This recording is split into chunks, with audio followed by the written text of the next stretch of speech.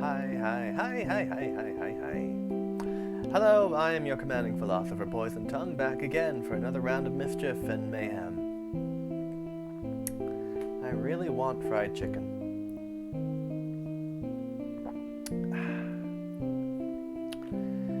Okay, so this week we are jumping back into our creation of our new background in Blender, part 2.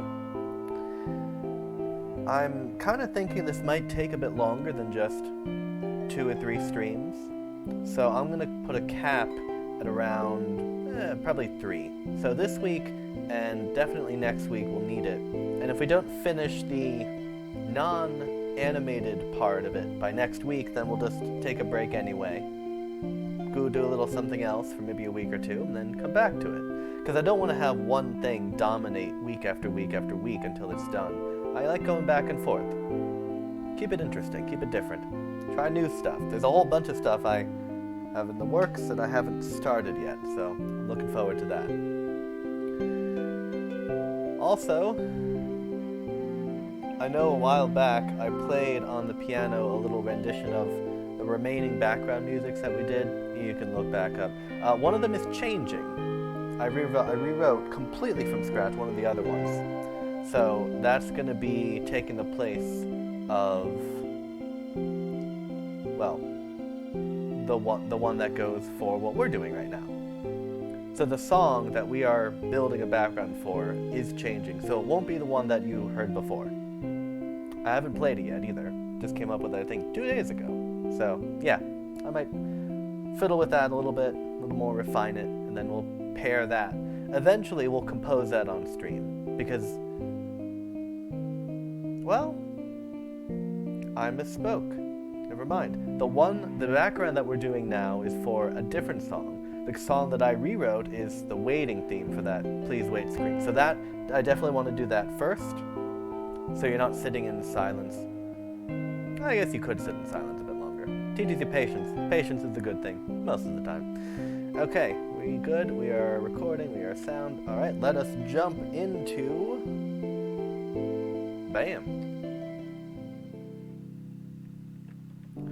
So this is where we left off before. Yep, okay, I hear myself. That is good. This is where we left off before. So, where were we? We were... Well, let's take a look-see. Let's go to rendered mode. Okay. Still looks interesting. A little dark, a little dark. And here's the camera view of it. Alright, so let us go to... That everything's showing correctly. Good. So we got the lighting. Next up, we wanted to do some sort of back frame. I forget what we said we were going to do before. But we don't... Oh, props! Nah, I can't really see the props right now. That does look a bit like a kitchen tile, but let's add some background. Let's add a back frame. So... again, like last time, was a lot of the introductory stuff on how to use Blender, how to navigate it, all that stuff. We're gonna skip all the basic stuff and just kind of go into the more advanced things as we need them. So let's do a background. So let's add a plane. Now planes are always added flat, and so I always want to rotate. Control to get down to 90. Boom. Oh, and we are still in our rendered mode, so I'm going to go to Material Preview, this one, and let's move you over to right around here. Camera View, move you 0, 0, 0, and then endlessly move you up, get rid of you, and move you back. Now I want to go up and scale up and then scale this way. So I'm really just doing all, hold on, there we go. I'm doing just all the shortcuts at once. And I don't have that program that allows you to do like the keys that you press show up on the screen or anything, but I'm not doing anything that I haven't talked about before. Like I'm doing the G for grab, and then pressing Z to lock it to the Z axis, and I just did a scale, Z, scale, middle click to lock it to this one. I think I've touched on all of those. F2 to rename it. Let's call it the, are we gonna have more than one wall? I don't think so, so I think we can call this back wall. And that's one of my, There's several, it's completely arbitrary how you name your objects, but one of the habits that I picked up a while back that I decided to keep is you string the different words together, no spaces in between, no underscores, no hyphens, but every new word is capitalized except for the very first one. And that's a naming convention that I picked up from MATLAB, actually. When you name variables in MATLAB, that's something that they tend to teach. Especially when you're writing code, it's all just capitalize each letter, because that could have maybe like 5 or 6 words, distinct words, smushed together as a single text string, as a single collection of letters with no spaces, underscores, or breaks in between. So just capitalizing every word except for the first one is the naming convention that they use, and it stuck with me. And the reason why I asked myself if I was going to have more than one wall is I want to group this. It groups it alphabetically, so I want all the walls to be together. So if I was going to have like a back wall and 2 side walls, I do wall back, wall left, wall right. So all the walls would be sorted alphabetically together, so I know how to find them, rather than scrolling through the L's to find left wall, scroll through the R's to find right wall, and scroll through the B's to find back wall. I'm not expecting this scene to have a whole lot of different objects, so there wouldn't really be that much to scroll through to search for them, but just a best practice, point of habit. Do the most generic words first, and then as you add each word, you get more and more specific. So the general words near the beginning of the string are what are used to group them together when it sorts it alphabetically. So that's a back wall. So we're going to add a material to that. We have the 3 stage materials, the purple body, the yellow front, and the checkerboard top. Let's add a new one. Now I want this to be...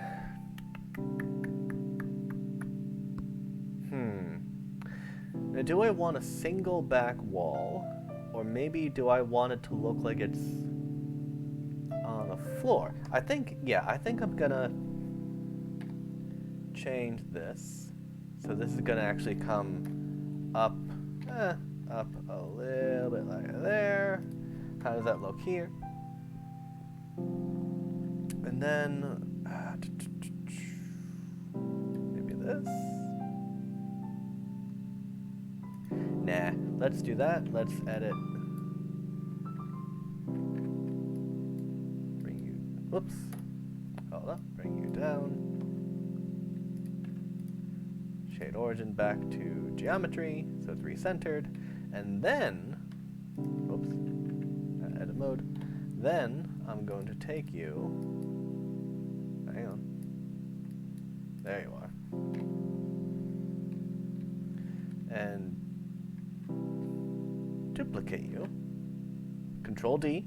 You see it's back wall 1 now. Rotate 90 degrees. That'll be my floor. So I'm going to see how that looks. I think I'm gonna match the angle right around there. And then just make you bigger so you line up. So now you can see I just clicked A and that selected everything, and double click A to uncheck everything. So click A just to see. That's a trick that I like to use in wireframe mode. I just click everything because then it shows up as different colors against the gray background. It's easier to see where things are, because normally, especially material preview, you can't see those planes. You have to click. Even materials, sometimes they blend in with the axis lines. So if you just click A, boom, very easy to see. And now you can tell that they overlap, which is good, because in Blender, it's okay to have things overlap. You don't want it to miss, because then there's empty space. And you don't have to have it exactly lined up, like right there, because Blender doesn't really care that much if there's objects overlapping. They're just meshes, and meshes are kind of immune to any effects like that. So that is a big floor, so we can actually scale you down this way till you're I'm looking for these corners here to stay outside the frame, and then I can actually take you and move you in the Y direction there until you're right around there. Edit, and then again, I'm constantly recentering the origin, because you remember every time you edit and you move it, the origin does not remain geometrically centered. So you can have, actually let me show you, let me demonstrate that for a bit. I'm going to add a cube over here, wireframe, there's your cube, edit mode, and now you can move it over here. So now, actually, well, yeah. So now the cube is over here, but its origin is over here. And the reason that's important is if you rotate it, it rotates around the origin. What if you move the origin and you rotate it? It rotates around the origin. So this comes into play, especially when you're trying to animate. If you're trying to make a spinning cube, you spin it around some center point. But if you're off, or if, let's say more realistically, if you're trying to edit this, instead of making it scaled up like that, to make a column, you edit it and you just move one side up. And then let's say you move this one off like here to make like a triangle kind of thing. And now you want it to spin in place. Well, it's not spinning in place, it's spinning around the lowest corner. So always keeping in mind of how your edits don't always bring the origin along with the edits. Just never forget to double check, because then you can set the origin. And then if you wanted to, for instance, if I wanted to spin this around this point, say, here's another little trick that'll come in handy. The importance of this 3D cursor comes into play. And here's a trick that I use all the time. When I want things to line up perfectly so of two different objects, or if I want some fancy animation going around. Here's a trick. If you hold down Shift and S, like snake, or scale, Shift S. In this case, S is normally scale, but Shift S is snap. You can see right here it says snap. So here are two of the options that I like to use. Selection to cursor and cursor to selected. Those two in particular. If you use them back and forth, you can do a cool little trick. So this is my selected object. And when I select the object, it's really treating it as an origin surrounded by a mesh. So I've really selected the origin, and the mesh just got selected along kind of for the ride. So if I snap the cursor to the selected, it will bring this cursor right to the origin of what I've selected. Cursor to selected, boom. And that's not something that you can just Control Z undo. Cursor movements are not something that are undoable. So you kind of just gotta do it around. If you want to move the cursor manually, hold down Shift and hold down right click. Shift and right click. And then you can drag it around. If at any point you find yourself where you're left clicking and you're dragging, and now you can't select objects anymore with left click, I'm left clicking right now, because the cursor's always getting in the way. You may have seen it for just a brief moment, but what I did is I brought up the menu on the left. I brought it up with T. Here, cursor versus select box. move, rotate, scale, transform, annotate, measure. So these are the different options for what your left click on the cursor can do. Normally, it's on select box. So now I've selected that. Now if I left click works again. And shift right click is that. If I switch it back, left click is the cursor, and shift right click also is a cursor, so now I'm just stuck with cursors. Or move. This should start to look a little familiar, especially if you've worked with CAD programs, or Unity, or FreeCAD, or Pro Engineer, or whatever. SolidWorks, CATIA, anything. Now you have arrows that you can move objects just by dragging the arrow.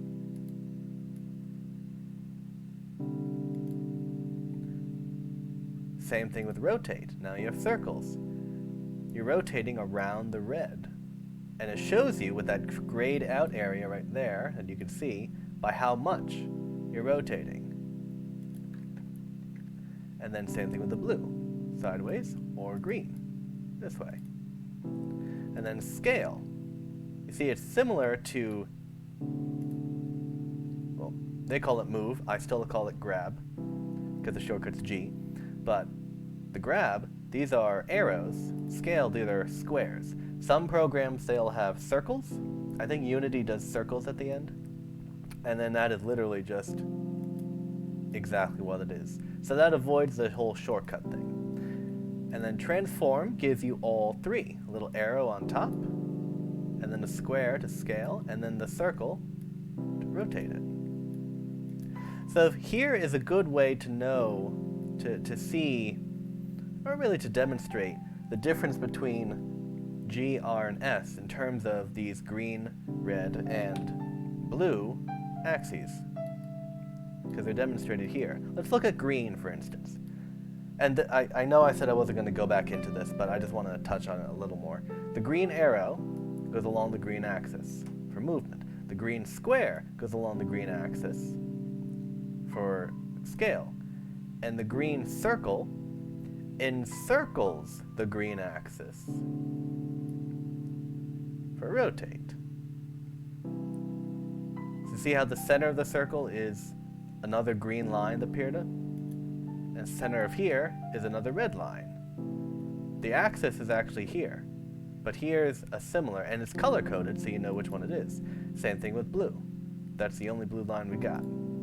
So this is a good way to sort of, again, if you don't have a keyboard or non-accessible keyboard, if you're like doing it on a laptop, on the go, in like a hotel room or at an airport, or you're trying to do something, you got to do it quick, you can just do all this without having to resort to keyboards.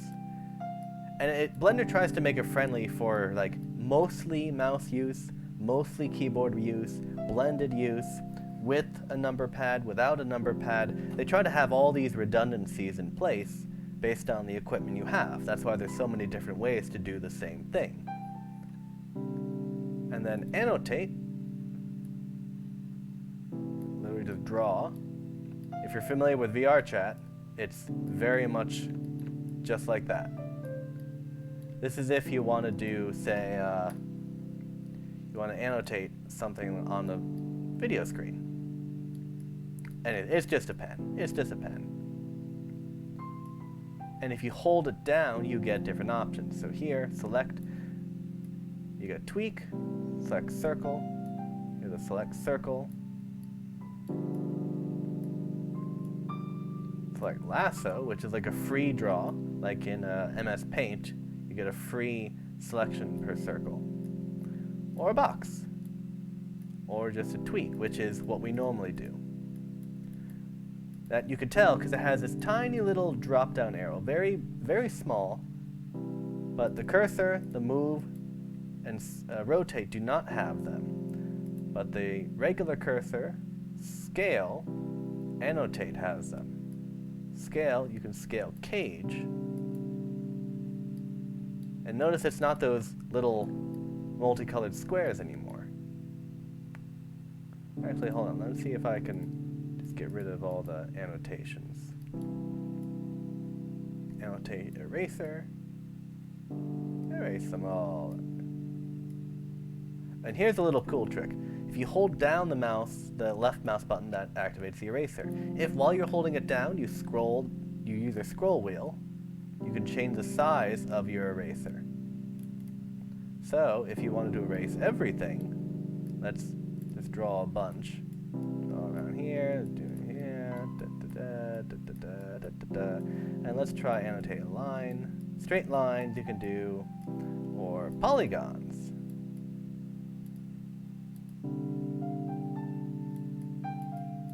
This is a continuous. I'm just constantly clicking back and forth. Every time I click, it's adding a new segment to a very long but connected line. And then right click. So now, hold on. Eraser. Now, I can hold down left click and scroll in, and I just want to erase like that little bit right there. Or scroll, and as I scroll over and over and over, boom. And the size of the circle is not dependent on your zooming in or your perspective. It's massive. So if you make it the size, hold on. Oh, there's nothing to erase, so it doesn't activate, but if you make it the size of the screen, and then you just zoom out, you can do it. It doesn't let me showcase it just because there's nothing to annotate. I mean, there's no annotates to erase. And then here you got measure. Measure distance between 2 points. And again, this is where those units came into play. If you do need to measure something, if you're designing like the interior of a room, and you want to measure how far something is, if you want to make it as realistic as possible. Let's say you're moving into a new apartment and you want to figure out like where you're going to put your furniture. So you can do this. You can do very rough blocks and diagrams and stuff to represent maybe a couch, a desk, a chair, a TV, a bookcase, a dresser, anything like that. You can make them just cubes, but geometrically the right size. You can map out the size of the room. It'll all be scaled down. Or you can make it like the exact numbers. And then just measure like how much legroom do you have? How much space between the wall and the desk is there? How much space do you have enough room to walk between them? Is it a narrow apartment? Is it a wide apartment? How tall is it? Everything like that. You can just scale. So it can be used for, interior design. It can be used for layouts. You can use it for construction. You can use it for part design. Anything, a lot of stuff that CAD can do, Blender can also do to a similar degree.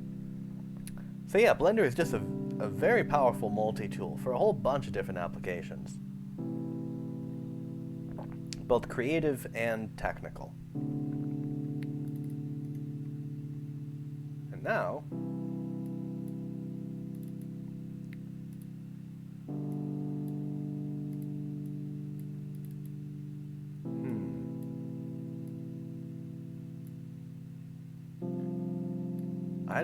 I've never actually used the, oh, okay, yeah. So you can do angles too. I'm talking about the measure tool as if I know how to use it. Honestly, I didn't know what would happen when I clicked it. I'm finding this out just as you guys are. But I guess you could do angles too. That's cool. Now, how do I select? Oh. So they disappear when you select out of it. Interesting. But how do you delete them? You can't select them. And they disappear when you go to select.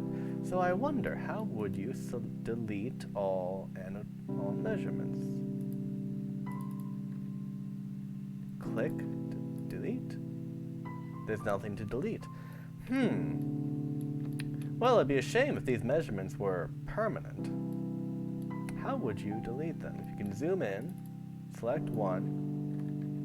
Oh, you have to select it. So you can't, I wonder if you could do a master cube. No, it's not. So these aren't registered. Tweak an arrow for measurement. Drag measured angle. X to remove the active ruler. Cut while dragging. Control while dragging to snap. Shift while dragging to measure surface. Ooh, surface thickness. So shift.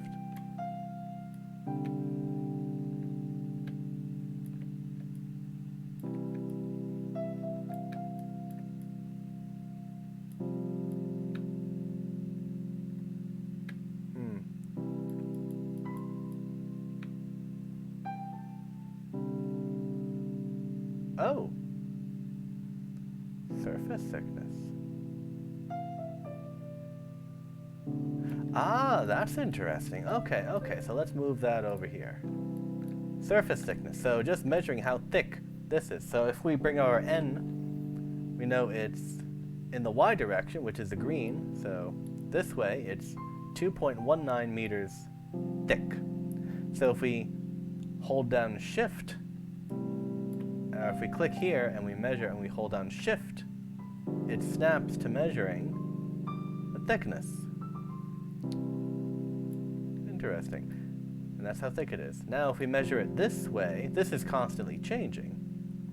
This should be 13. So if we, well actually no, this also changes. So let's watch that. Let's see, measure U to there and Shift. Oh look, there it is. It goes up to 11, which is the maximum of the X direction. And then goes down to 2, which is the size of the original cube. And then down this way, yep, there it is, back to 0, all the way down to 13.246, which is what our Z dimension says. Interesting, so you can measure the insides of an object as well, across the 3 axes. That's fascinating. Completely irrelevant to what we're doing today, but very interesting. I do wish there was a way to just delete all annotations at once. Maybe select box? No, they disappear. Double click? Right click? No. Hold down? No. No. Workspace? Nope. Measure. View? Nothing there. Options transform. That doesn't help. That doesn't help.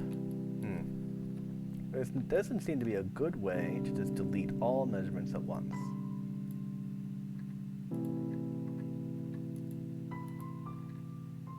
Except clicking one at a time. Click. Because when you click it, it thinks you're going to do an angle.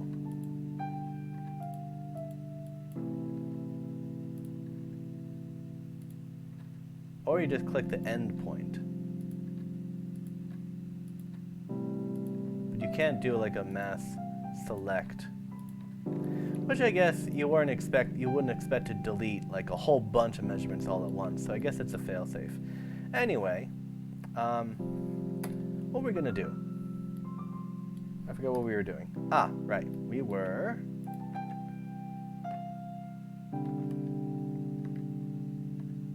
trying to do a material choice for the wall and the, hold on, let me, period on the number pad to recenter for a wall and the floor. And we didn't need this to make it super bad. I mean, super exact to line on line. Why did I say super bad? All right, so what is our floor gonna look like? Let me rename this to floor. And I can rename this because we're not gonna have another sidewall, so I'll just wall. I'm gonna move that to stage, lighting, props. Let's just add a new collection. I click collection, I press C for new collection, and we'll call this architecture.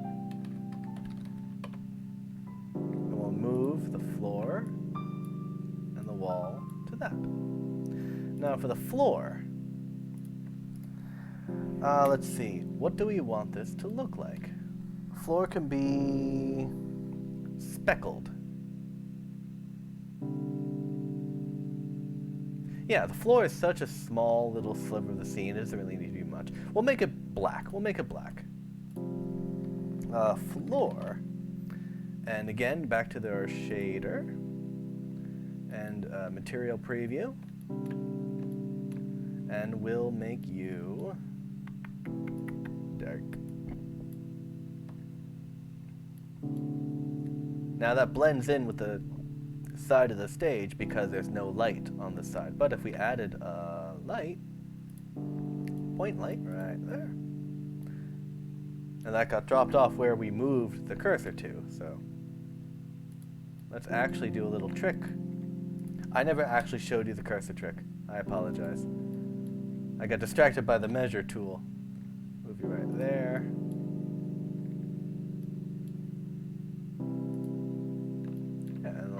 Drag you up too much. Hold on. Drag you up like that. Right about there. So it's all shiny. What does that look like here? Not bad. Not bad. We still need more light. Yeah, so what we just did, we added the light and it popped up where the 3D cursor was over there, all the way back there. So now I'm going to Shift S, snap the cursor to the selected, just to bring it closer. And then I can Shift right click to just drag it off to the side, but it's still kind of close. So anytime I add something new, it's not super far away. We'll get rid of the light, we don't need that. And the floor, now let's do a little something different. I'm gonna add, this is a new thing. So we're gonna actually add an area light. Now an area light is like coming from a window, so I want to do this. And this is not part of the permanent scene yet. It's just to do a sanity check on the material of the floor. So I want this to actually be like around there. So now we can look at it here, rendered view, and I want this light, use nodes for the light. Let's not do that. It's easy enough to do that.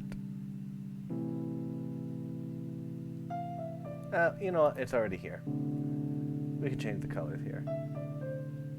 It's a mission. Can we undo that? Huh. What if we do this and then we click back to the light? It does go back. So if we delete that, well, no output now. Oh well. Use nodes. So let's say we want to add, let's say make this a strength 10. We want this to be 100 watts. So now it's lighting up the back wall, which is fine, but we're not focused on that. But we also want to light up the side. So let's make this 100. This will really brighten it up. A little too much, so let's make it 20. That's good. Now I'm going to zoom in on here. And now for this material, I'm going to go down to some of these properties down here.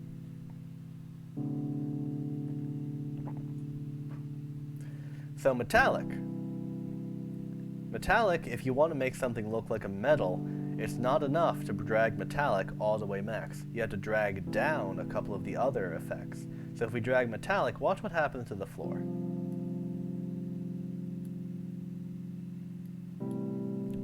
Doesn't look like much changed, because you still have it specular, you still have it rough. So if we drag this down and we drag specular down, look at that. It's almost completely black. Pure material color. Because what specular does is it makes it scatter the light particles that are shining down on it. Because Blender renders scenes using actual light ray tracing and photon scatter and all that stuff as best it can. Try to make it photorealistic a little bit. So it's specular, it's scattering the light particles, which makes it reflect a bit. Drag that all the way down, and it's not really reflective at all. Drag it up. Drag roughness down. And now it's so smooth that it's essentially a mirror. And now if you drag metallic up, it doesn't really do much. But if you drag specular down, it's black again. So, what I just did is low roughness, full specular. If I did full metallic and a little bit of rough, and now I don't really know ahead of time what's going to happen, but metallic, specular, and roughness are really just things that you can play with different combinations. It's easier to see if you add another light, a point light right there. Let's move you right here, and move you right around there. Now if we watch this, here's another reflecting light. And now if we add this, a little specular, see now,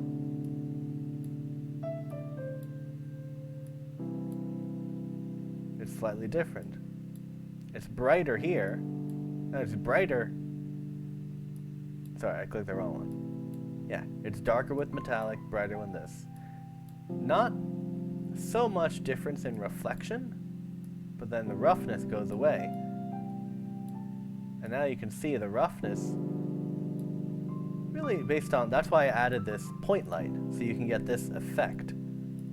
Roughness of that light, roughness of the scatter. So if we wanted this to be like a super smooth floor, we'd want to do maximum speckle, or like a decent amount of speckle, some high metallic, but no roughness whatsoever. So now if we look at it through a camera view, it's a little too bright, so I'm going to actually take this and move it down to 10, and I feel like it's a little too specular, so I'm going to bring it up a bit. More metallic, less metallic, more metallic. Drag it down a bit, and boom, that's like a pretty dark tinted mirrored window. So let's say if you were modeling a car, you could have dark reflected tinted windows. That would be, say, a metallic, specular, and roughness combination you might use for that. It's somewhat reflective, and you can tell because of the reflection of the stage. It's not really scattering, so you can tell a clear reflection of the spotlight, but it's dark, so you can't really see into it, which is why the dark tint is there. And if you wanted, you can also make it transmit or transparent. So I wonder if there's a way to see this. We angle it there. Rotate that X.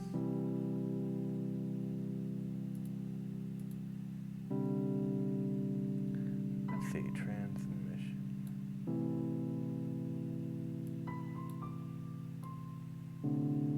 Oh yeah, never mind. Let me undo that rotation. And then this one is one I like playing with alpha. Alpha is really just see-through, transparency. Make it full alpha. I mean, alpha goes down to 0. It's practically invisible. About halfway through, it's kind of see-through. It's still reflective because we still have these other properties activated, but it's like a half see-through mirror. So if we added a cube kind of underneath right there, you'd be able to see it. We just adjust.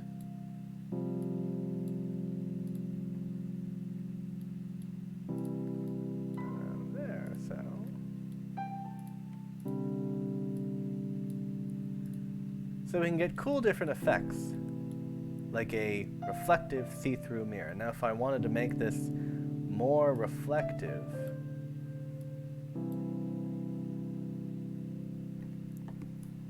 how would I make it more reflective?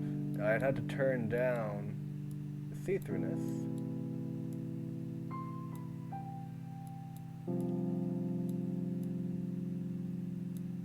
And yeah, you're just playing around with different combinations. So you can do a whole bunch of different material effects, all with this just one panel: metallic, specular, roughness, and alpha. And so I think I might use this as a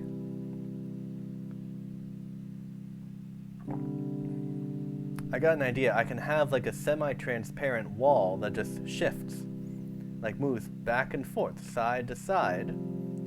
So it doesn't cover what's behind it, but it does add like a different color filter. And I can cycle the colors or the materials or anything like that. Animate that. So that'd be a cool effect. So that'll happen once we get to the animation stage, or close to it. But that gives me a good idea. But I'm not going to do that for the floor, because we can always come back to this material.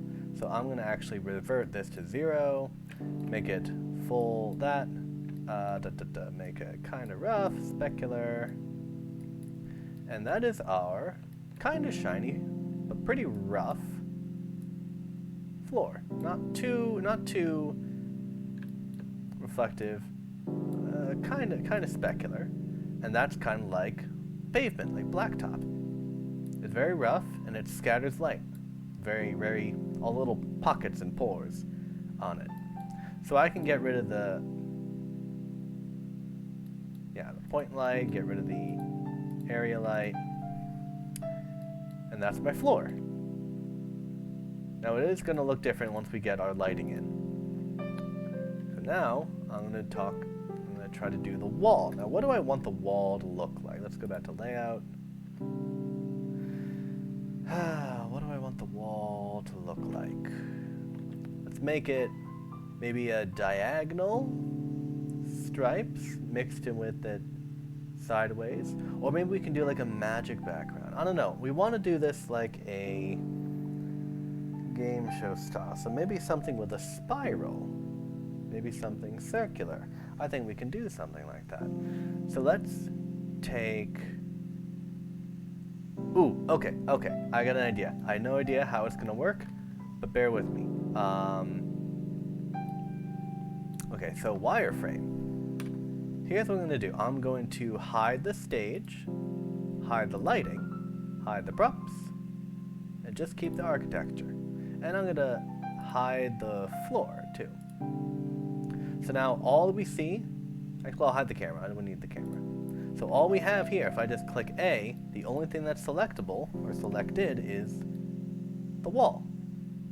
So now I can do as many edits or mess-ups as I want, and none of the other things should be affected by any mistakes I make. I can get rid of this, and I'll get rid of this.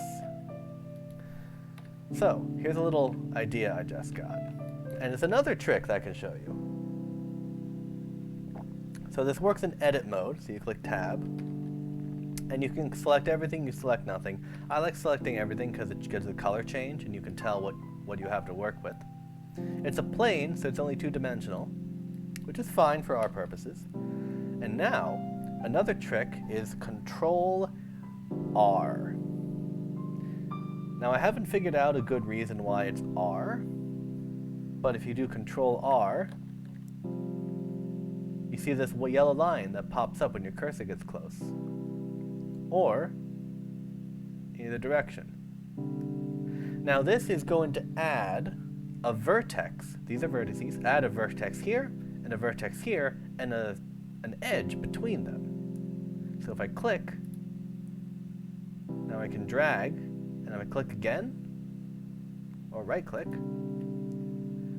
now I have an additional point to manipulate the plane. I couldn't make this shape before, so I can turn the plane into a hexagon, for instance. Undo all that, undo all that. So same thing works, Control R, and it's activated. You don't need to hold it down, just Control R, and then you can let go. Before these yellow lines even show up, you can let go. And then just pick one. You can do this. Now, what I'm going to do is I'm going to hover around this, but I'm not going to select anything just yet. Let me do... Yeah, I'm not going to select anything just yet. I'm actually going to use the scroll wheel to scroll up. You see what's happening? You can just scroll up to as many as you want. Now, you don't want to add too many, because each additional vertex that gets created is another little package of data that Blender has to understand, process, render, and store in memory. The more of that you have, the slower Blender will be, the larger your file size, the slower the render, the longer it'll take. So being able to do the most manipulations with the least amount of actual data points is ideal. And now you notice it works either way. So I'm actually going to end up doing both, but a fair amount. Now, I could do this, because what I want to do requires a lot of little squares. But there's a data saving shortcut for that, where I only need a couple. Now, I don't know if 3 is going to be enough, but I'll start with 3. I'll click, and I want it to be kind of exactly where it was. So I'm just going to right click, it snaps to where it is. And now I have 3 lines. Now if I do Control R again, scroll twice, boom, right click, now we have a grid. Now we're going to do a little something called a modifier. Now before we get to this, I'm going to demonstrate on a cube, because cubes are the best way to demonstrate, at least that I've found. So I'm going to take this cube, I'm going to expand it, and I'm going to add, edit, and then add our thing. So now notice that we're not doing that on a plane anymore. We're doing it on a cube. So we can add, it's kind of like subdividing, but along the entire axis. So I'm actually going to do twice here, twice here, and twice here. Now notice you can't do that anymore because it's a cube. You already kind of did it twice here.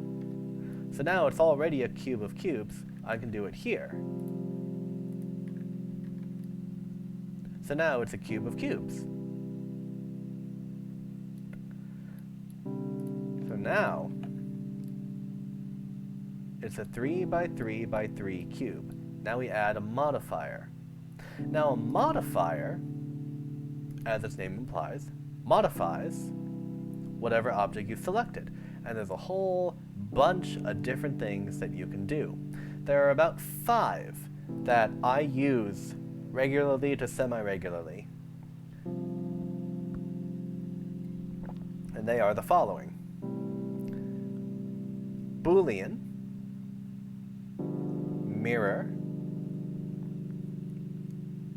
solidify, subdivision surface, and what's the other one? Armature.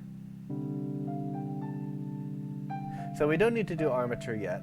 There's no reason to do those yet. But we're going to do a little something which is probably the most common for any sort of rendering that's not strictly biological. That's subdivision surface. Now, generally, well, not generally, but basically what subdivision surface does is it divides the surface into a bunch of different pieces.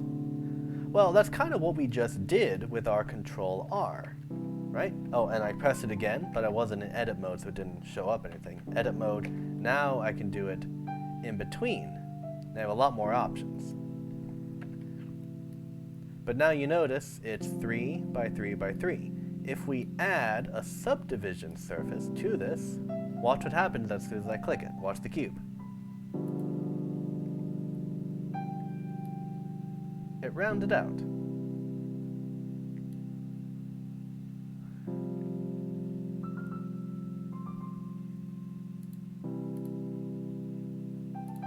Now let's see. Where was... Yeah, okay. So what I just did here, so this rounded it out. And in a second, I'll show you why that happened. If I click apply, as soon as you click a modifier, it applies it, quote unquote, but doesn't lock it onto the object. So it can still be deleted, it can still be adjusted.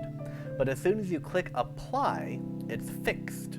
It's a fixed change to your object. It cannot be edited. If you're lucky, you can do Control Z, you can undo enough to get back to it. But if you fix it, it's permanently made a part of the object. You can't adjust it again. Now here's why applying a subdivision surface is usually a bad idea. If I click tab and I edit it, you kind of see both. You see the 3x3x3 cube as edits, but inside it you see the subdivision surface effect of rounding it out. So now you can have a smooth rounded out object while still editing a really simple little number of vertices. And you see you can just add and select this and move it around and do all this stuff and have like weird shapes like that. Now watch what happens to the go down edit mode when I apply it. Boom. And now if I edit,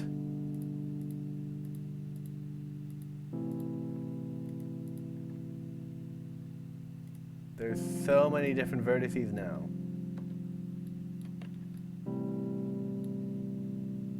And it doesn't deform any well.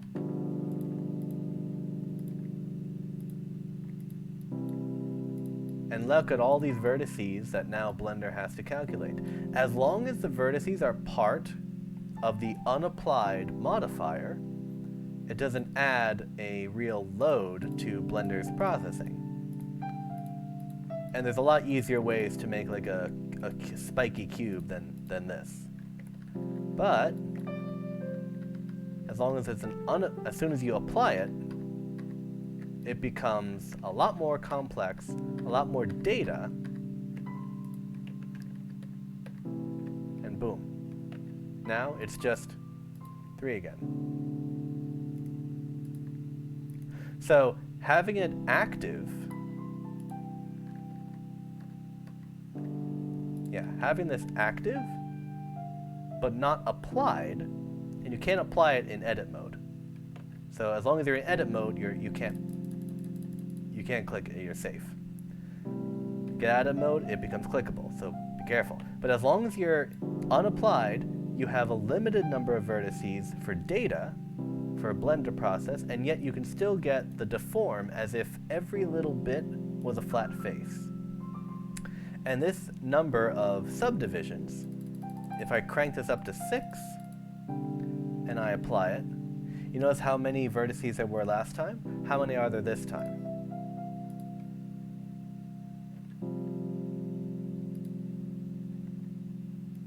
There's so many vertices, it shows up as pure black. That's how many vertices we've just added, how much data we've just gathered. It looks cool. It's like an optical illusion. You could do like a flat square. You can look at a side cube and here's like a perfect square, but not, it's just like that.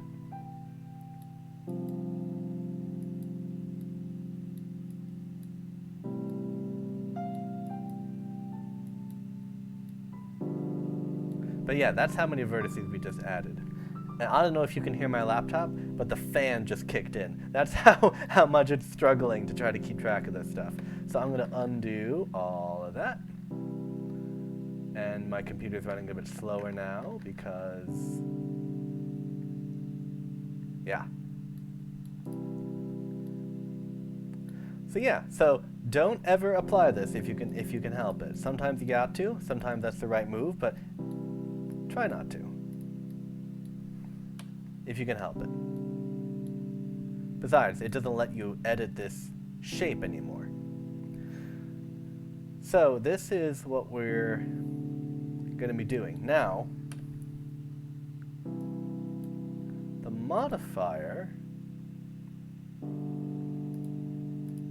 Yeah, so that's modifiers. This is the subdivision surface modifier. I just wanted to show you that.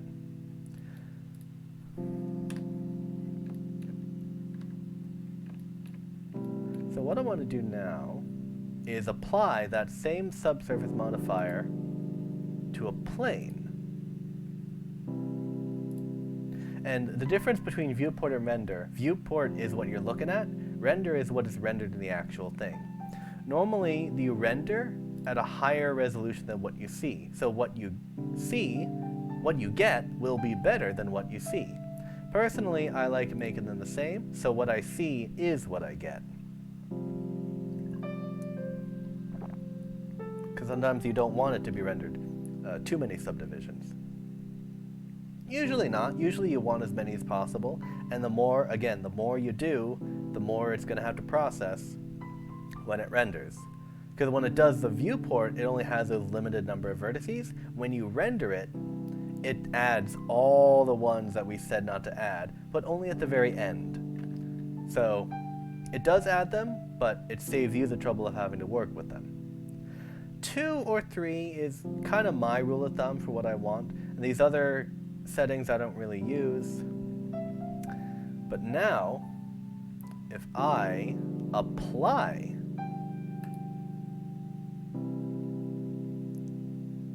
now I edit and I have all these.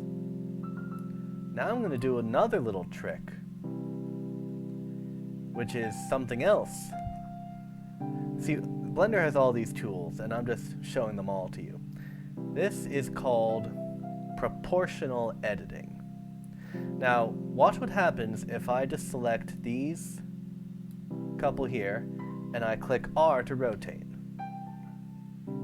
It rotates them around their center, but nothing else changes, because it's absolute editing. Proportional editing, just turn that on. You see this turn blue? Turn it off, turn it on. Now if I click R, if I don't move my cursor, I just click R,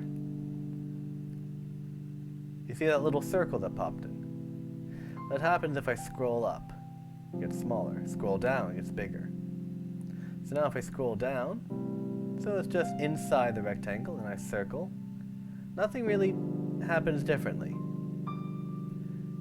Now, do that again, and I scroll to make it bigger, to cover the whole thing. Now when I rotate,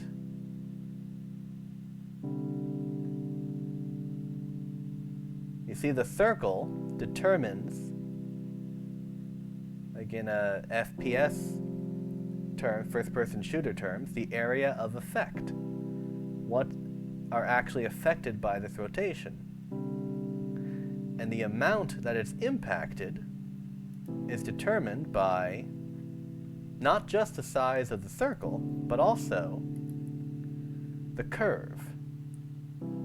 Now, if you're familiar with statistics, you might recognize this as being like a bell curve, a normal distribution. You are in the center. Now, if you look closely, the curve shape very much indicates how it treats a vertex as it goes from the center of our circle more to the edge. You make an action here, and if you do smooth, the farther away from the center of the circle, you gradually get less and less and less affected. Or you can do linear, where the farther away, it doesn't matter how far you are away from the middle or from the edge, the rate of being affected goes down at a constant rate. If you do spherical or inverse square, the rate at which it's affected changes. And you don't really have to understand the exact science of this. It's really just, again, just trial and error. Which one looks good? The two that I tend to use the most often are smooth, just because the smooth ends up looking good, or random. Now, random is not something I would use for something like this, where I'm trying to twist the middle and have the rest of it kind of follow, but not as much. If I did constant, the whole thing is moving, because it's a constant everything in the circle, doesn't matter how far away from the center it is, it moves at the same rate as what's selected. Well, if I do linear, it's kind of harder to tell conceptually. Or if I do smooth, or if I do sharp, the inside moves a lot more and the outside is very resisting. Random, see what happens? Every vertex that is selected moves as if there's proportional or non-proportional. But everything that's not selected, but still close or within the circle, will be affected by your choice. And now with random, each vertex is moving at a random amount of influence. Now for rotating, it's not exactly the best kind of thing to do, but let's go add not a cube, let's add a cone. Let's make a copy of the mountain that's in my other background. So you see, I'm actually going to jump to that real quick. Jump away from Blender, back to here. Here. You can tell, right on the sunset, on the left of the sunset you have the cloud, on the right you have the brown mountain. I guess it kind of shows up black here. And then the white snow caps up top. The white snow caps is actually the top half of the mountain duplicated, made a little bit bigger, changed the color, and then the bottom row of vertices, the bottom line of vertices, I just grabbed that and moved that down with a random proportional editor. So we're going to show you the exact same thing. So back to this. We're going to zoom in here. Here's our mountain. Let's say we make it like that, make it bigger. There's our mountain, kind of like that. That's kind of what it looks like. And now I'm going to do edit, and then again our little trick, Control R. Actually, no, never mind. Not Control R. Get out of edit mode.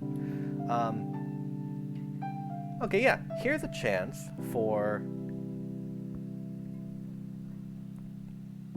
Actually, before I get too carried away, I just noticed the time. So let us take a short little break. I just finished my water to refill. So I'll take a 5-minute break and then we'll be back soon. See you in a bit.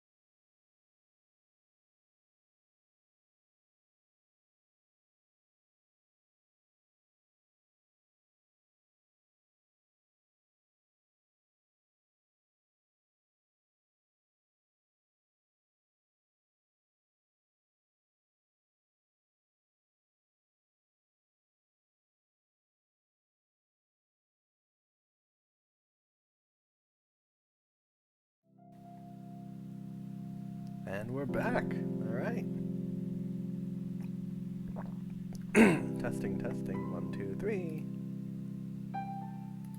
Oh, I didn't realize how loud that gulp was. All right, where were we? We were over here doing this. Right. Okay, so we were gonna do the mountain. So another trick. I feel like I'm teaching you trick after trick after trick. Like every time we do something new, it's a new trick that I haven't shown you. But I'm kind of doing that on purpose. There's a couple things that normally I would have done already with our scene and such that that would have been my normal workflow. But what I'm doing instead is kind of skipping ahead to the new tool, the new technique, because I want to get all this stuff out there in front of you as, as quick as I can. The rationale is if you want to do this stuff on your own, if you want to open up Blender, download it, and start making something, and you want to figure out if you can do something, well, I'll show you that it is or isn't possible, and I'll show you the techniques to do it before I start spending all the time doing the mundane stuff. That's the same techniques, same things over and over and over again. It's kind of like, it's a lot more motivating and emotionally maintainable to try to figure out how to do something if you already know that it is possible. And let me actually talk to you guys directly. It's kind of like the difference between school and being in the workforce. In school, you do a problem, it's tough, you got to figure out how to do it, figure out what the answer is, but you know the answer exists. You know it's out there. In the working world, there may not be an answer. So you're working for something that you don't even know is there. In school, you know it is there, most of the time. You know it's there. And that's usually a lot easier to keep at it, because you'll know that eventually you'll get the answer. If you're in the working world, you may not. So if you stop, you don't know if there is no answer, and you searched well enough, or if there is an answer, and you were so close, but you stopped just shy of getting there, or you weren't even close, you were never going to get it. You just don't know. And so that's a lot more frustrating, a lot easier to give up and feel less motivated to do when you're not sure if the answer exists. So that's what I want to try to create here. I want to show you all the answers, what is possible, what you can do, so that if you try to do it on your own, even if you don't know how to do it, at least you'll know that it can be done. That the answer is out there, that you can find it. You just got to search a little differently, or a little longer, or a little more creatively. So that's how I'm trying to help any upcoming Blender users, upcoming modelers, animators, anything like that. Showing you what is possible. So if you try to find it, you'll know that what you're looking for has an ending. There will be some finish line. So that's kind of why I'm skipping ahead and showing you all the different techniques ahead of when I would normally use them, just to get exposure to all these different things that are possible. So now I'm getting off my soapbox and I'm going back to here. So that being said, we're going to show you another technique using one of the other 5 modifiers that I use. Now, before we do that, we need to add a cube. It doesn't have to be a cube, it can be any cube. And we're kind of just demonstrating, I'm basically just duplicating what I did to make the snow-capped mountains. So I really just need it to be like that, and that's kind of like, that's perfect right there. So I'm going to take the cube, and material-wise, they're still solid objects, but I like working in wireframe. It's like easier to see like the individual lines and all the axes and such. I'm going to overlap right about there. So that is entirely consumed by the cube, the upper part. So now I'm going to introduce a new modifier on this.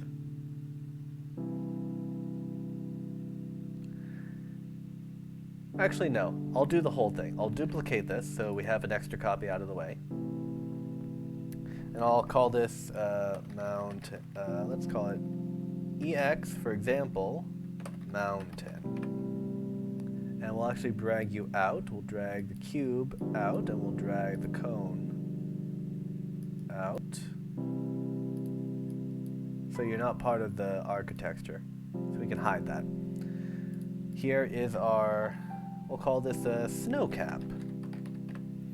And the cube, we'll just call this the cutter. Cutter.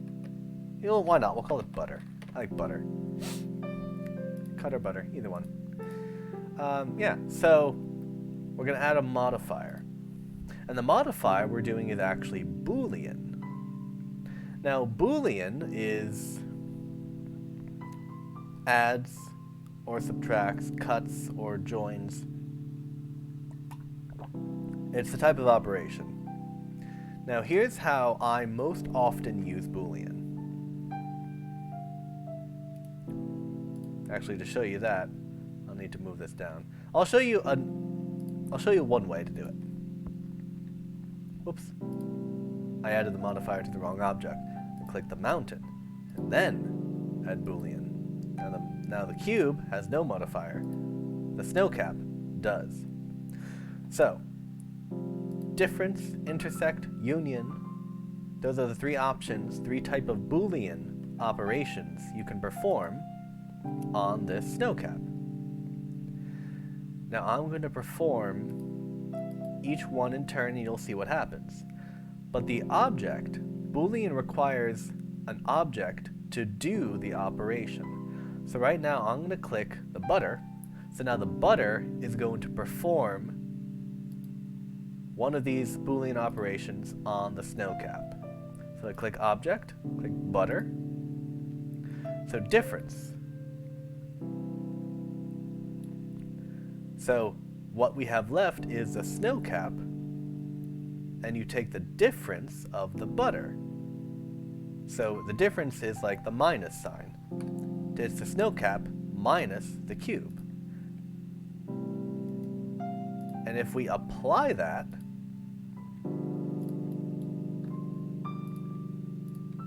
well, now we have a chopped off mountain. So if we undo that, and then we do intersect, now you have just what is intersected.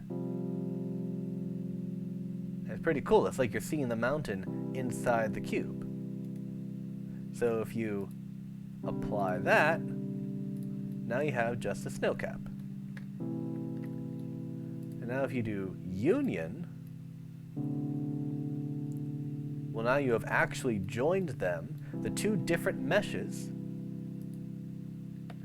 as a single mesh. So now it duplicated this thing. So now you have this single meshed object. It's a real quick way of taking two separate meshes and joining them into a single connected mesh. So let's say you wanted to connect a, well actually I'll do it real quick. Let's say we want to do a, zoom in on you. Let's make like a walkie-talkie. Kind of like that. And then we will add a cylinder right there. And then we'll stretch you out like that, right there, kind of like this. And then we'll take you, we'll stretch you out like that, we'll move you like there, walkie-talkie, and then we will add a sphere. Let's do a UV sphere. Where are you? There you are. Zoom in, we'll make it bigger, make you smaller actually, smaller and longer. And we'll add you like right there. And that lines up right around there. just a real quick kind of walkie-talkie. So let's make it not too there, around there. So that's kind of like our little walkie-talkie with a little antenna on top. And I'll bring it down like that. Around there. So if I wanted to add a modifier, then I can do this. We have cube, cylinder, sphere. So cube, modify, Boolean, union with the sphere, with the cylinder.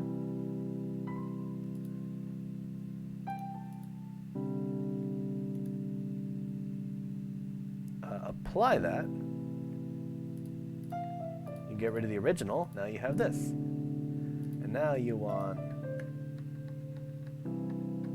You can just click the cylinder, get rid of it. So you keep everything in place. And now, this is still considered the cube.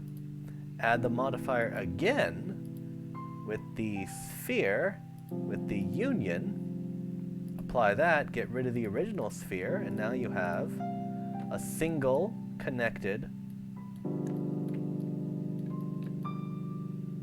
object. Real cool way of adding complex shapes to make it a single object. So you don't have to select all three together and then somehow manipulate them. Now you can just move it around or rotate or something like that. And I still have random rotation on, so look at all this mess that is. It looks like crumpled up paper at this point. So yeah, that's just a little trick you can use. So back to this. We did our snow cap. We can actually delete that. I'm going to duplicate this again so we have another one. Move you here. Make sure you're aligned. You're not aligned. Move you like around there. Doesn't have to be super perfect.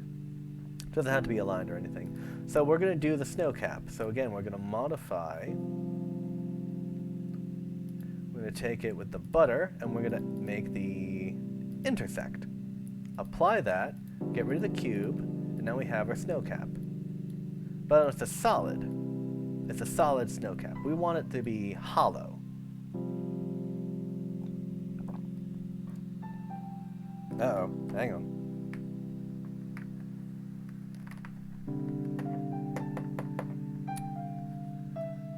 Alright, one second, let me just go here. And please do not break, please do not break, please do not break. I just got a splash of water in my keyboard and I hope it doesn't short circuit or anything. It should be fine. Should be fine. But if I start spazzing out, now you know why. Okay, back to this. To here. Okay, so we want to make this hollow. So we're going to edit. I want wireframe. And remember, 1 is vertex. Up on the upper row of numbers, not the number pad. 1 is vertex, 2 is edge, 3 is face. So I want to select the face on the bottom, and I just X. Now here's where it gets tricky. Do you delete the face, or do you dissolve the face? What happens if I delete the face? Nothing happens, it's kind of solid. Instead, what happens if I dissolve the face? It's still there.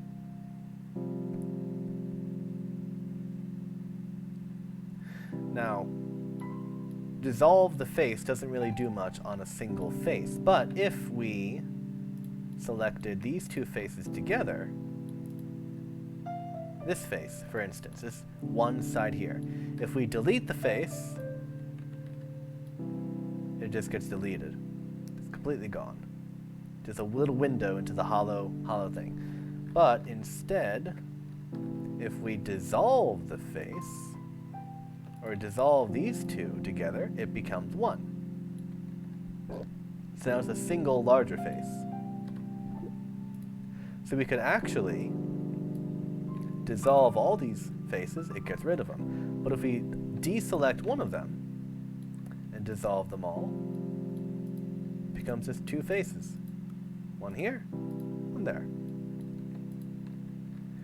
And And if we do dissolve faces again, it gets rid of them. But if we...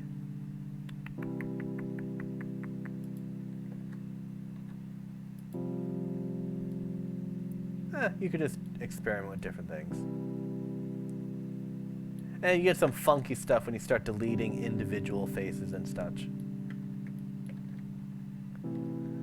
But we just wanted to delete this one, so delete that faces, only the face.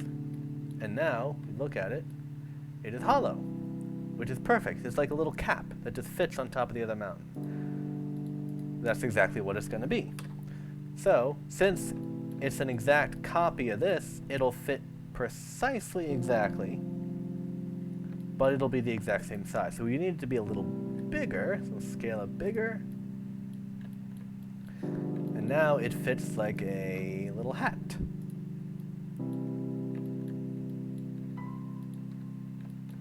Now here's where the randomizer comes into play. Click 1 to get the vertices.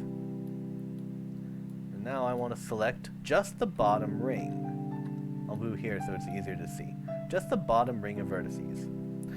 Now, how do I get that randomness? I'm proportional edited, I'm random, I click grab,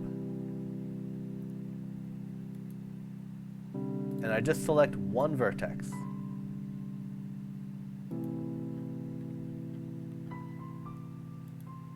Where's the circle?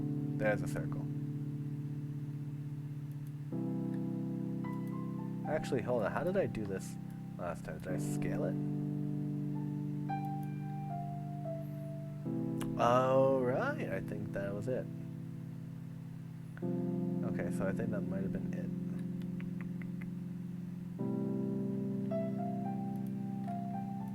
Was it just one?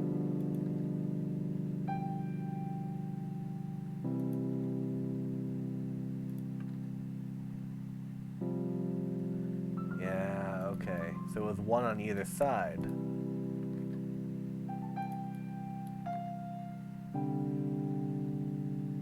And with random, you just fluctuate however you wish. The wider the circle, eventually if the circle, for random only, if the circle encompasses everything, then just scrolling out just does different assortments, different combinations of random arrangement. Doesn't necessarily make it more random or less random, it's just different types of random. So I just kind of do one that looks kind of good, like around here. And then it's kind of that. And now I add a subsurf modifier. And I pump up the smoothness. So that is kind of my snow cap. Now it's a little too wide, so I'm going to scale it inward. Make sure nothing peeks out. And that's basically, you know, with a little more finessing and fine-tuning, that's basically how I use a random proportional editor with a subdivision modifier. And now I can add another one called solidify, which actually makes this a solid. You see it has a width now instead of just a thin sheet.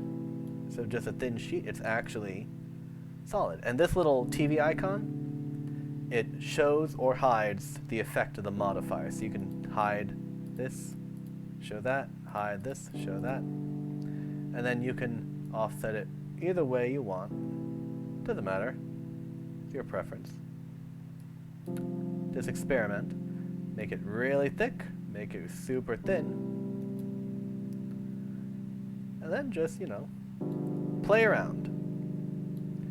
And now if you apply the subdivision and the solidify, now you edit it, now look at all this. It's all over the place. So now you can take kind of this section here, and again with, they say a smooth, you want to take this part, move it down. Kind of like smoothly, like that. Then you can rotate it a little bit. do the same thing on the other side if you wanted to. If it's too high above the mountain, just do that. Look at here, around there. G, and move it down right there. And we have a more smoothed out mountain. It's popping out in here, so I would just take this and, you know, take this section and move it up a bit. So it's kind of not peeping through. And then this section here, right there. And yeah, you can just finesse it around however you want. So that's how you use modifiers and proportional editing in combination to make different objects.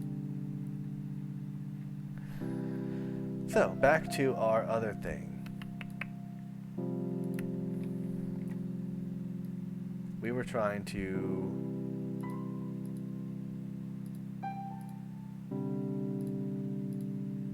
alter just the wall. So, let's do smooth. We already had the modifier applied, that's why all those vertices are here. We'll smooth it out. I kind of want like an isolated circle here. And then maybe kind of like inside the circle there. I don't want the vertex of the edge to really be captured too much. Actually, no, it doesn't matter. It doesn't matter because it's beyond the range of the camera anyway. So I can actually, hold on. Sanity check. Let's make this bigger. And now, we should be able to twist. It's kind of the whole thing. Not too much.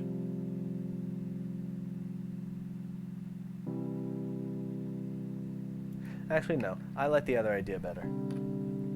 Just the little tiny pockets. Little tiny pockets. We'll do like a one right here. Right there. A tiny little... That's too high. We're in the middle right there. Right there. We'll twist you like that. And then one right... The middle one here. We'll twist you like that. And then one right here. We'll twist you like... that. And now we have like a bit of a mosaic, a bit of a stained glass kind of design going on here. So now we can sort of color different textures, different little squares, each a different material.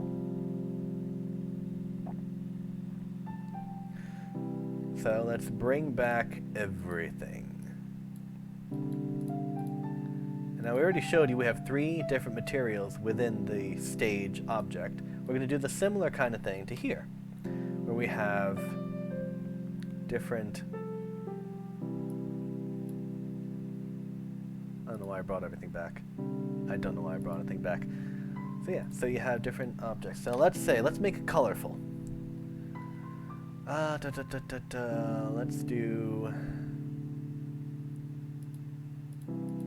We'll call this wall. Let's do various colors. You know my colors, my 7 colors. Let's do wall red. And then we'll add a new one called wall blue. And then wall green. And I think that's a good mix. Just red, blue, and green. We'll keep it. And now let's add all of them. Let's all 7. And then wall yellow. And we'll add a little more room here. And then wall 1, 2, 3, 4, 5 white. Then wall. Let's see, 1, 2, 3, 4, 5. And wall violet. So now red, back to the shader. We want our edit mode just to see the color. Let's do full red. And we'll do a little bit of a red emission as well. Not too much. Not too strong. So now if we looked at here, it is kind of glowing a little bit. And this isn't going to be a solid color. This is really just, oh, let me, it's really just going to show off like the, you know, what a color check, color sanity check. So colors, that's red. Now we go to blue. Blue is going to be,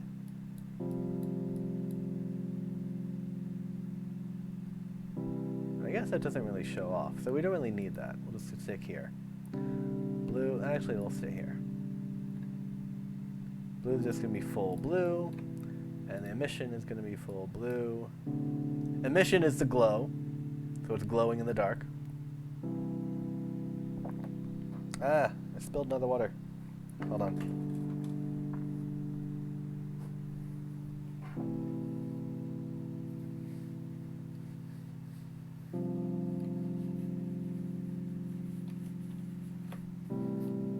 Okay, nothing broke.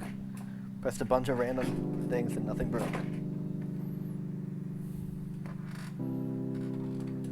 Oh, hang on. Yeah. My chair is stuck. There we go. There we go. Okay. Not technical difficulties, just furniture difficulties. Okay.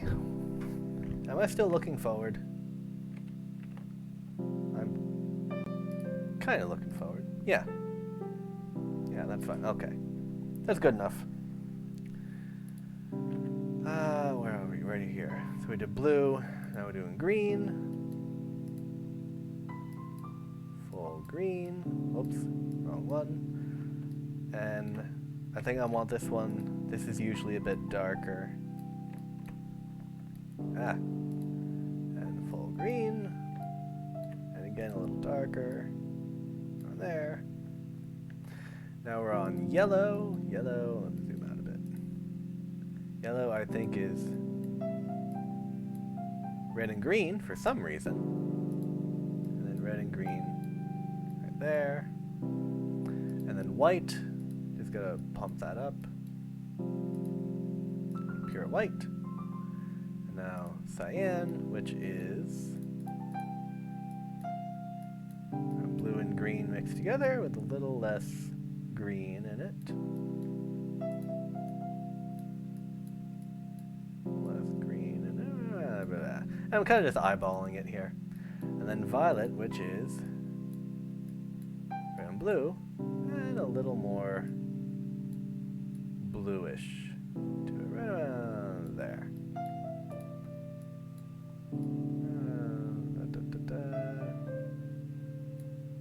This is a little too bluish. There we go. So we got our colors, we got our emissions. So now we can start picking apart, and we can just kind of go material preview. Now edit mode, I want faces this time. And now here's another little trick. I think I already told you about the C and the B. I'm going to do the same thing. I showed you on vertices, but now I'm going to show you C on random faces.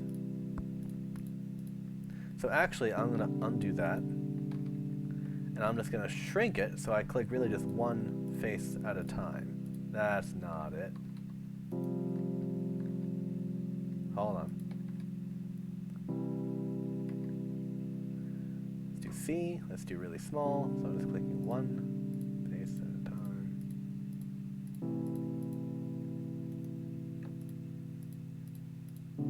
Actually, I just skipped it. I'm holding down Shift, doing random. So you'll be blue. Now, you randomly kind of just scattered throughout. I'm not really aiming. There's no overall thing. Let's do you'll be green. And now random. I think I clicked a green before, but it doesn't matter. Something down here, something down there, put it in the middle, like that. You'll be yellow. And now we need white. Hold on. I'm clicking too many colors that are already there. Oh, this is already looking so trippy. Some of the edges there. You'll be white. Now we need cyan. Just kind of click where there's a red space here. It does look like there's just a white background. I mean a red background, I'm just adding stuff to it. But eventually, I'll just keep going. That's cyan. And now violet.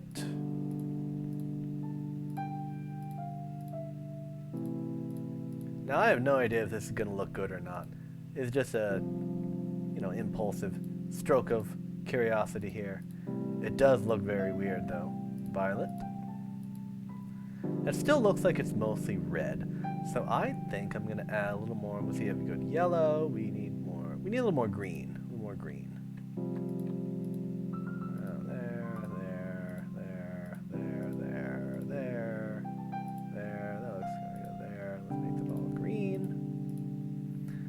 We need more violet. Not too much more violet.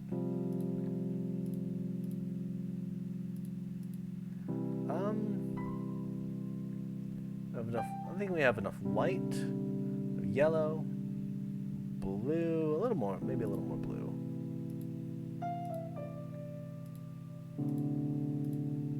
There. Blue. Okay, so we got red, we got blue, we got yellow, we got green, we can do a little more cyan. Find some heavy red spots. And we'll add some cyan there, and there, and there, and there, and there, and there. And not you. Cyan, boom. And a little more violet. Just a little tiny tad more violet. Just in the places where there's double red. Double red. Nope.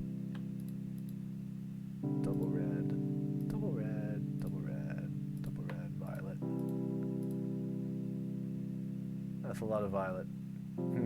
So I definitely see the green. Maybe a little more white. Let's add white. A little more white to... That's random. Okay. Let's see how that looks here. Not bad. Let's see how it looks with everything.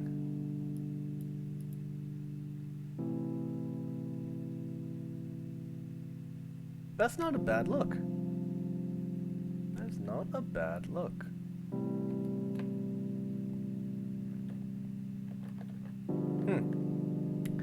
Let's see, we got about 20 more minutes to go.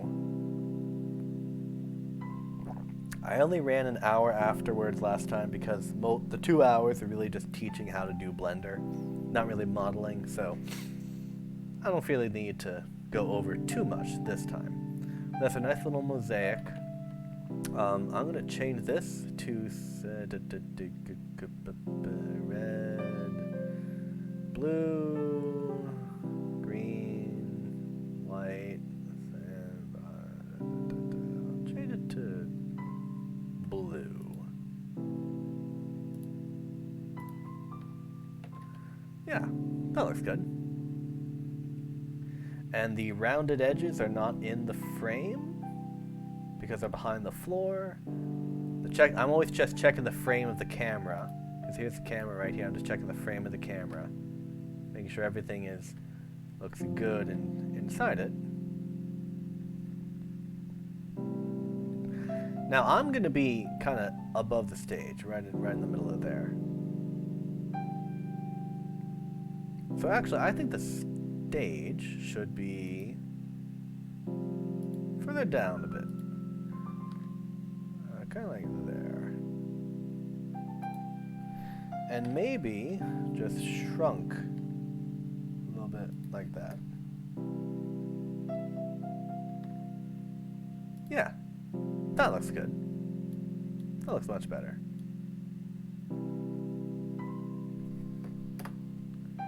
Now I want to make this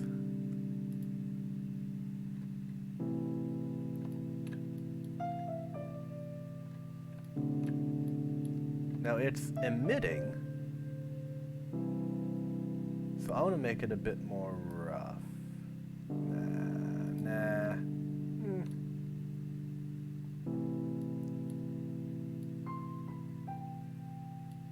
Actually,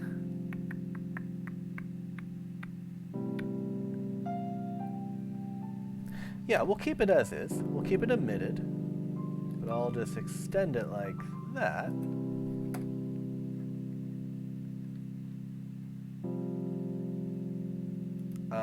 Again, set origin geometry, rotate it around the middle.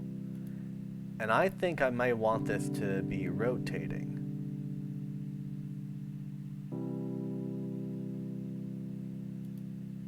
Nah, I don't like that. Ooh, I just got another idea. We'll do the panel, the transparent panel thing. Yeah, okay, cool. Now, I just got an idea for another trick, and I know in like some stage and theater environments this trick tends to work, but I actually wonder if it will. But kind of like what we did before about the transparent floor, I want to try something. So I'm going to add I'm going to add a plane right there, turn you like that. And now I'm going to make you transparent.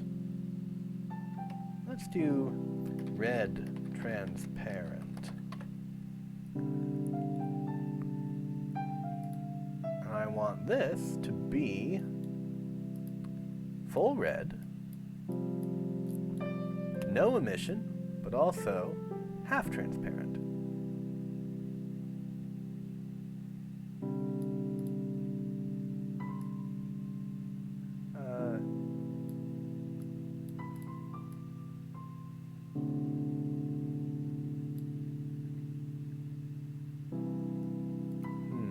Maybe about halved.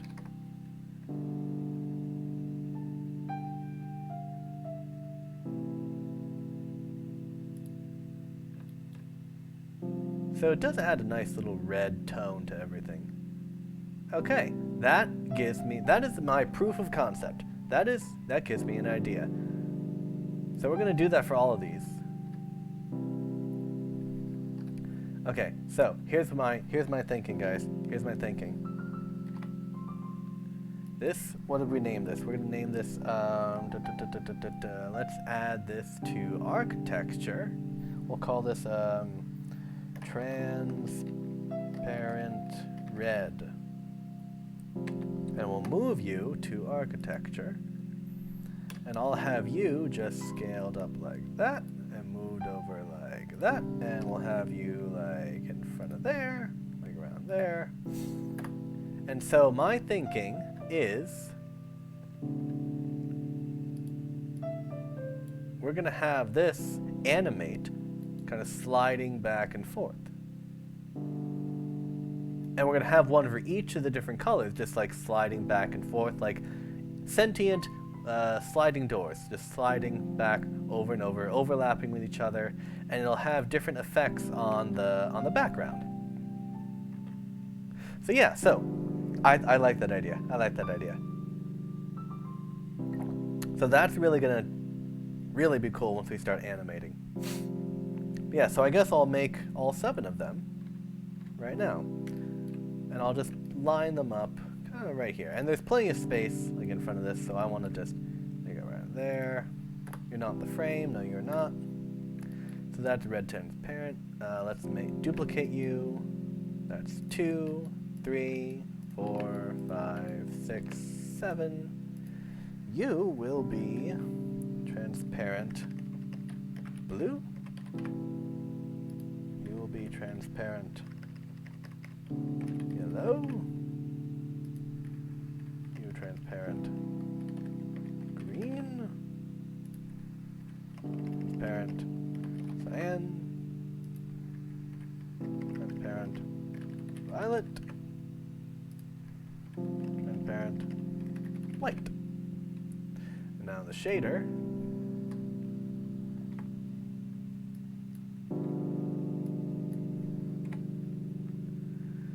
you are red. Let's do that right there. You will be transparent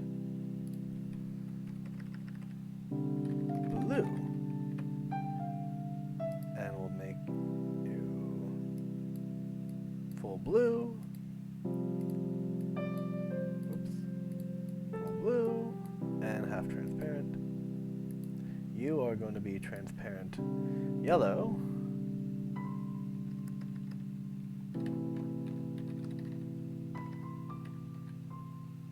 Oh wait, no, hold on. These are still called. Never mind. Hang on. I forgot the one in the beginning. And you are... There we go. Yellow.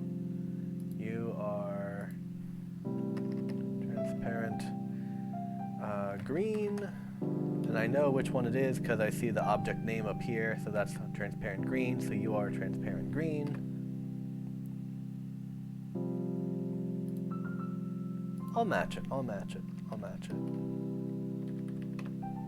So you're transparent red, transparent blue, transparent yellow, transparent green. You need to be green. Down, up. You're already half transparent. Transparent cyan.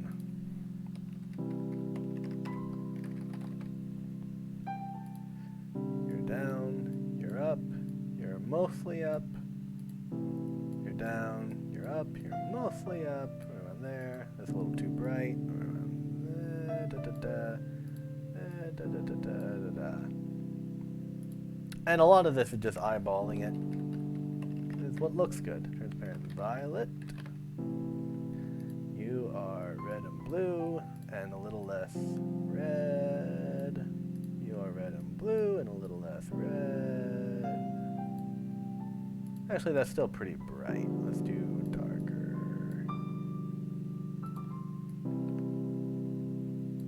Yeah, I want a nice violet purple.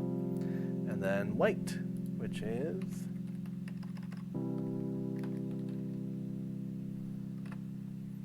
You are just... full saturation.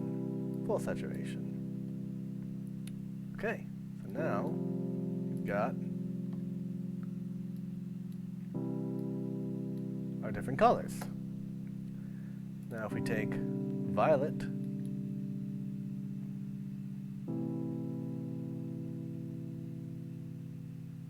moving back and forth. Actually, let's hold on. Let's move them.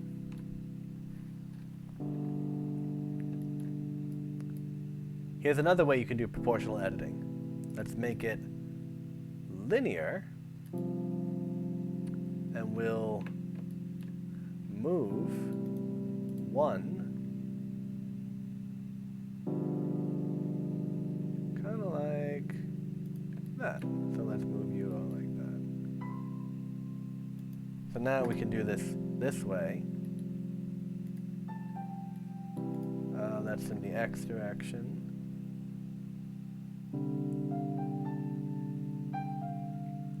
That's kind of hard to see. Hold on. Around there. Oh wait, no, I don't want linear. I want constant, perhaps? No, that's smooth. Nah.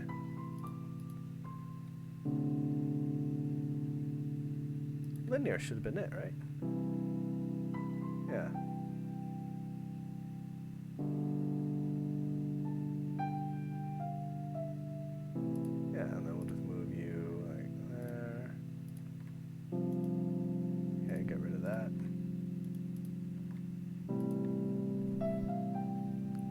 Now if we get rid of all of you,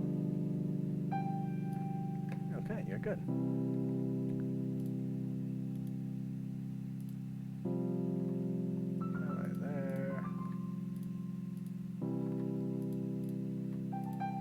now if we do material color. Ooh ho ho ho ho.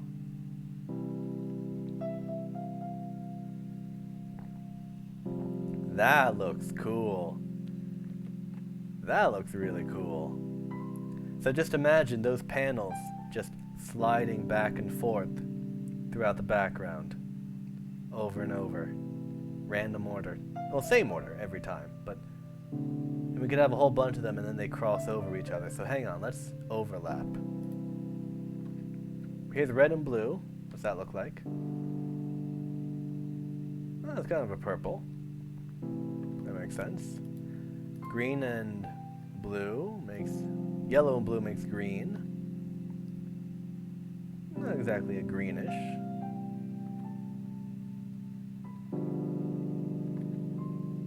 But yeah.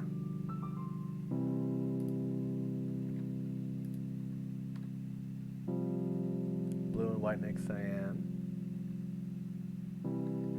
Kind of. So yeah, that is going to look amazing. So let's undo all that motion. Right there. So that they're all back in place. The colors are correct. So we have our panels that are going to animate. We have our mosaic background. We have our stage. We have our darkened floor. All we need now is just a little extra lighting. So I think we can add some lights. So we have our stage. We have the panel which is emitted, which is glow in the dark.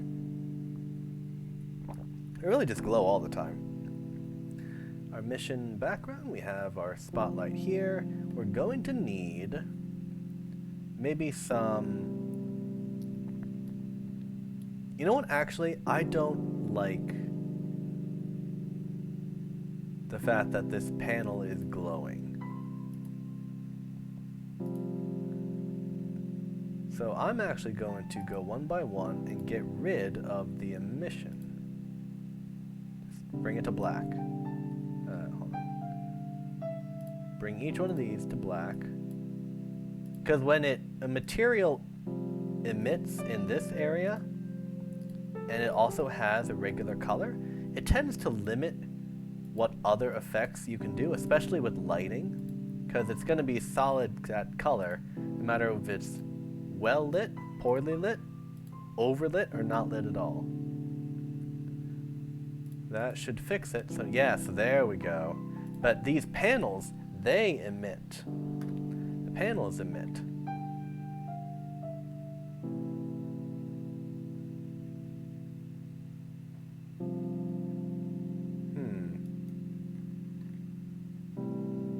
So if they didn't emit, and here's the just the experimenting coming through.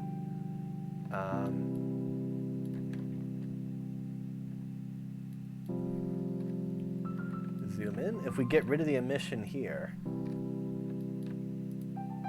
and then we instead, because it's transparent, we just shine a light through them.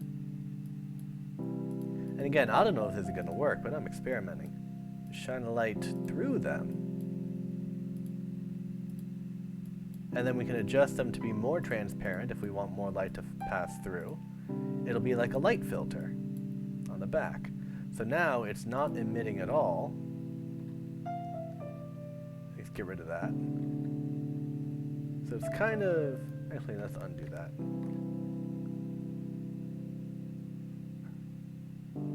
Kind of there. Right around. And now, if we just alt change this to rotate around the x-axis,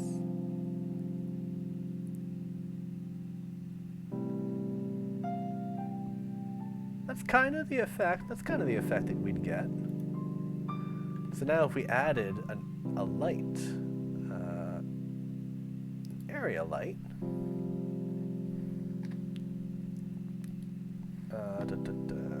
let's add you, move you there. Kind of like that. Let's get rid of this. Sometimes you have to remember to turn this off because it's easier to forget. There we go, like that, and then you're like here, and then let's do this. And now if we hide it, actually, let's do nodes. Let's do shading, the light.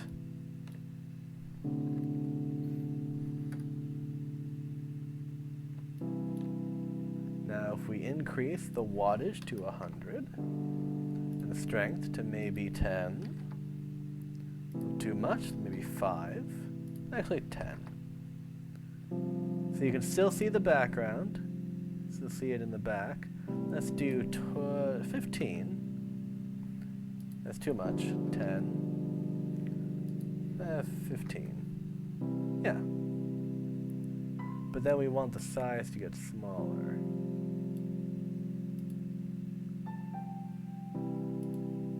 So what was that before? It was 1.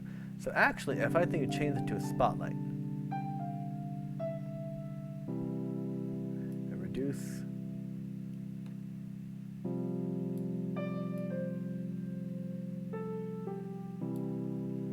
And we do the size. Oh, I just got a crazy idea. Okay, I just got a cool idea. Hang on. Let's do that. And now I think if we just make these a little more transparent.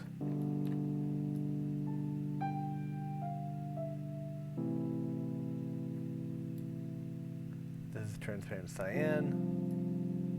Fully transparent. I'm looking at this sliver here. Actually, bring that to 5. Here's green. We're in the middle. Zoom in.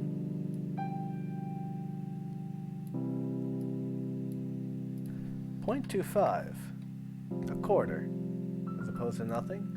Yeah, that's enough. Yeah. So we got red. 0.5. Blue. 0.25. Yellow. 0.25. Green is already there. Cyan. 0.25. Violet. 0.25. And white. 0.25. That's 0.35.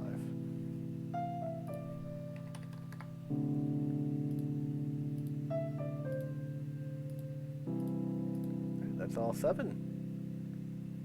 And then if we take this light,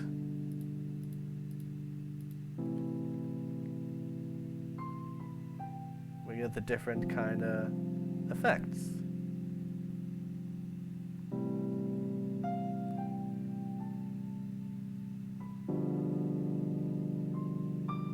I wonder, red doesn't really seem to have that much of an effect. That's a little bit. A little darker, you can barely see it.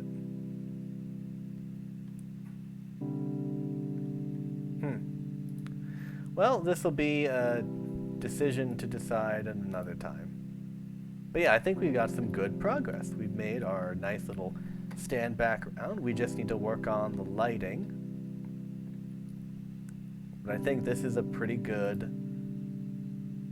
step forward. So we're gonna keep going with this next week. That felt good. We made good progress with that. We made good progress. I did not spill water on that drink. Not this time.